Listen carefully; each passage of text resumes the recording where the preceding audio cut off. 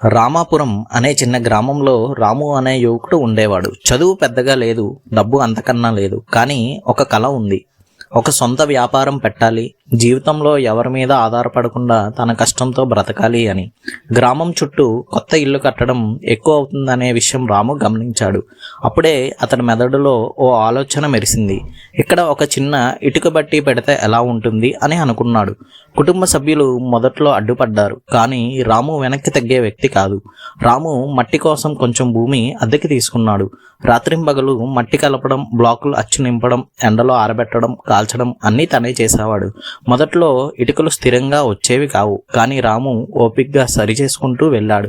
ఓ రోజు పక్క గ్రామంలో ఇల్లు కడుతున్న కాంట్రాక్టర్ వచ్చి రాము ఇటుకల్ని చూపించాడు. కాంట్రాక్టర్ ఆ ఇటుకలను చూసి ఆశ్చర్యపోయాడు. అరే, ఇవి మంచి క్వాలిటీగా ఉన్నాయి, వెంటనే 10,000 ఇటుకలు పంపించు అని అంటాడు. అది రాము జీవితాన్ని మార్చేసిన ఆర్డర్. ఇలా నెలలోనే అతని చిన్న ఇటుక బట్టి పెద్ద బిజినెస్గా మారింది. పని వాళ్ళని పెట్టుకున్నాడు, ట్రాక్టర్ కొనుగోలు చేశాడు. గ్రామం మొత్తం రాము ఇటుకలు ఉపయోగించడం మొదలు పెట్టారు.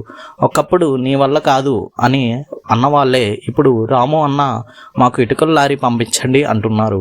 రాము చిరునవ్వుతో ఒకటి చెప్తాడు, ఇతరులు నమ్మకపోయినా మన మీద మనం నమ్మకం పెట్టుకోవాలి అని అంటాడు.